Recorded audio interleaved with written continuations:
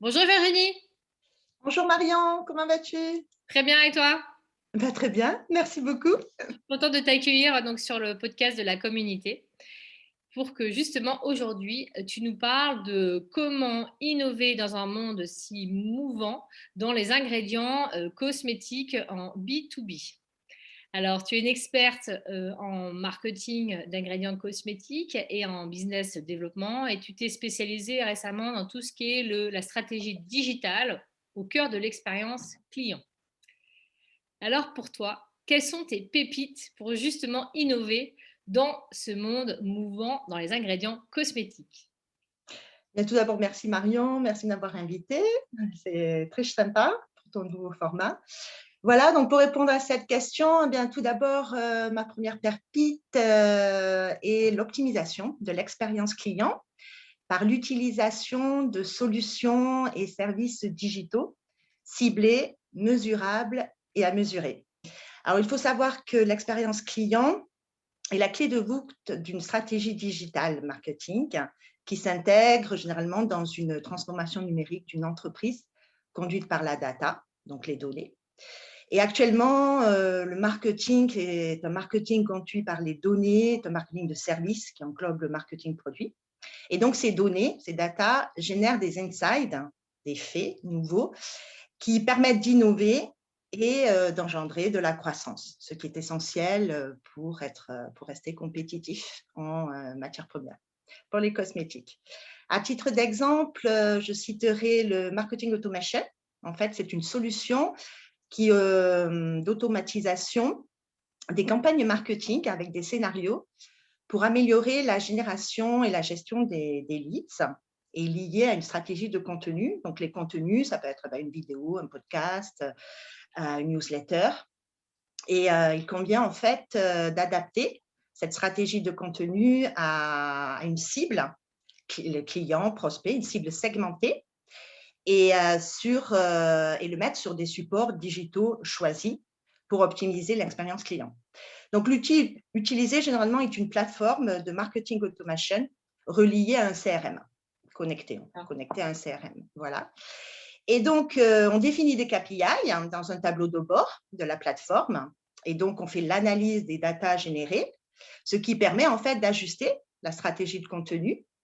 En fait, ces datas sont traduites en insights. Les insights en fait, permettent d'ajuster la stratégie de contenu, d'innover, d'améliorer sa segmentation client. C'est aussi, on permet d'optimiser l'expérience client. C'est aussi un gain de temps, une meilleure personnalisation. Et on peut aussi traquer les comportements des clients et des prospects. Voilà.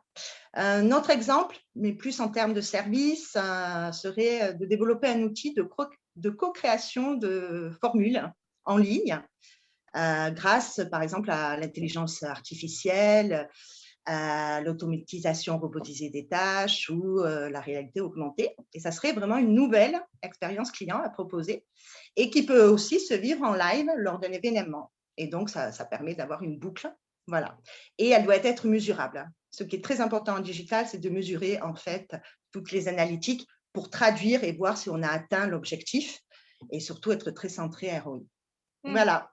Mais là, au niveau, quand tu dis un outil de formulation, co-construction, c'est-à-dire que le client irait sur un site pour construire en fait sa formulation, il y aurait un… Voilà, ça serait en ligne sur le site web de l'entreprise de fournisseur d'ingrédients ou un site dérivé. Et ça lui permettrait en fait de choisir ses ingrédients, d'avoir différentes visuels de texture, si on parle de texture, de rajouter ses actifs par rapport à ses besoins. Et puis après, il recevrait son échantillon. Voilà, c'est une idée. Ça peut être aussi conduit par un chatbot. Voilà. Après, c'est à développer. C'est simplement Oui, une bien sûr. idée de Hmm. comment innover, optimiser cette expérience client, apporter de nouvelles expériences pour voilà, répondre à leurs besoins et mettre en valeur les ingrédients. Mais j'imagine qu'au début, tu connais un petit peu quand même tes cibles clients. Ou… Ah oui, oui, oui, oui, oui, oui. Oui, alors il y a des cibles clients qu'on connaît qui sont enregistrées dans un CRM. Et puis après, on a aussi les prospects, mais qui peuvent être enregistrés ou pas. Justement, ce qui permet de faire en fait ce marketing automation, Et cette stratégie de contenu, c'est d'attirer de nouveaux prospects qu'on n'a pas encore, par exemple. D'accord. Alors, généralement, en B2B, on connaît un peu tout le monde, mais dans les petits clients, il y a des nouvelles marques qui se créent tous les jours. Dans les indie brands, c'est quand même assez difficile, si on prend toutes les nouvelles marques qui se créent dans le monde, de tous les avoir. Voilà. Donc, c'est une façon de les cibler. D'accord, Et de d'élargir. les tirer à nous. Mmh. Voilà. En fait, en digital, on tire. On Mmh. ne Mmh. pousse pas la cible, on la tire à nous. Voilà. Et voilà pour ma deuxième pépite. Alors, c'est très différent, ce n'est pas du digital. Là, ça sera vraiment de faire de la beauté circulaire un must-think en termes de design ingrédient, vraiment dans l'éco-conception d'un ingrédient. Voilà, parce qu'en fait, c'est une tendance émergente dans la beauté, hein, le modèle d'économie circulaire. Moi, j'y adhère à fond et j'estime qu'on peut l'appliquer en termes de design ingrédient pour développer un nouvel ingrédient. Donc, ça serait du design circulaire, hein. On en parle d'ailleurs actuellement. Et ça engendrerait en fait de l'innovation, puisque la revalorisation des matières premières, les alternatives au plastique, mais également la biodégradabilité de tous les ingrédients et pas seulement des ingrédients pour les produits à rincer. Voilà, donc ça génère de l'innovation, mais aussi ça permet aussi de répondre à certains piliers du développement durable et donc d'atteindre les objectifs du développement durable de 2030, par exemple. Voilà. Et à titre d'exemple, je pense qu'il faut penser en fait un cycle de vie du produit à 360 degrés. Donc vraiment de la partie éco-conçue, éco-conception au départ, jusqu'à l'ingrédient dans sa formule finale, dans le produit fini, utilisé par le consommateur. Par exemple, naturellement, il faut limiter les déchets, être pauvre en carbone et partir d'un principe d'éco-conception.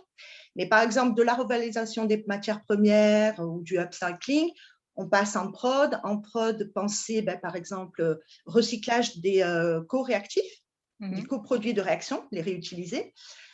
Penser aussi la fabrication chez le client, à froid, par exemple. Penser biodégradabilité des matières premières si on est dans un produit à rincer, mais aussi penser la fin de vie de cet ingrédient dans la formule. Par exemple, les consommateurs actuellement sont très engagés dans le développement durable, de façon dans le monde, hein, et l'anti-gaspillage est une pratique très courante. Donc, s'ils achètent une crème qui finalement, ils la trouvent trop riche, ne leur convient pas, ils vont peut-être l'utiliser en masque pour ne pas la jeter telle qu'elle. Un masque devient un produit que l'on rince généralement, et ce n'est plus un produit donc non rincé. Donc là, bien sûr, l'ingrédient, sa biodégradabilité est importante. Voilà, donc vraiment penser à 360 degrés le design, le cycle de vie du produit, de façon très large. Voilà, c'est une proposition à laquelle je crois. Et ma troisième pépite, c'est vraiment l'humain, c'est placer l'humain au centre de la collaboration. Hein. Bon, tu connais très bien ce que c'est. Et vraiment donner du sens aux équipes. Donc, alors d'une part, moi, je crois que le processus de création et de créativité et d'innovation se fait de façon transverse dans une entreprise et non en silo, car les différentes compétences, l'enthousiasme des personnes permet en fait, est un moteur et source de créativité. Et d'autre part, je pense que les entreprises guidées par une raison d'être suscitent l'engagement des collaborateurs. Par exemple, fédérer les collaborateurs autour d'une cause qui donne du sens, cela crée de la motivation et ça permet vraiment d'être une source en termes de créativité et d'aller plus loin que simplement voilà, faire son job, on va dire ça comme ça. Et donc, en termes de raison d'être, les raisons d'être sont diverses, mais généralement conduisent le progrès. Et bon, une raison d'être qui correspond, par exemple, à un ou plusieurs objectifs du développement durable définis par l'ONU est très engageante, particulièrement de nos jours. Voilà. Mais ce qui est important, c'est surtout de l'incarner au quotidien, au sein de l'équipe, au sein de son service, dans son département, dans sa division. C'est ce qui est très important, en mon sens et de mon point de vue. Voilà pour mes 3 pépites, Marion. Super, Virginie. Très intéressant de voir qu'il est important, en effet, de donner du sens pour vraiment engager et motiver et que les gens, les collaborateurs puissent vraiment, je pense, être acteurs aussi de ce changement et participer à ce qui se passe actuellement contribuer voilà, et à faire avancer aussi la société. Je trouve que Tout c'est à fait. valorisant aussi dans tous les sens. Et écoute, je te remercie beaucoup pour tous ces échanges et ces 3 pépites. Ben, merci à toi, merci de Et, m'avoir invité. et Beaucoup de si on- succès. bah, merci, c'est gentil. Si on veut te contacter, Virginie, pour en savoir plus ou pour prendre, voir un petit peu ce que tu fais, comment on fait? Eh bien, on peut me contacter sur LinkedIn, dans mon résumé, sur mon profil, il y a mes coordonnées. Voilà, et je serai ravie de répondre à toutes les questions. Super. Merci Virginie. À bientôt. Merci Marion. Ciao, à bientôt. Ciao.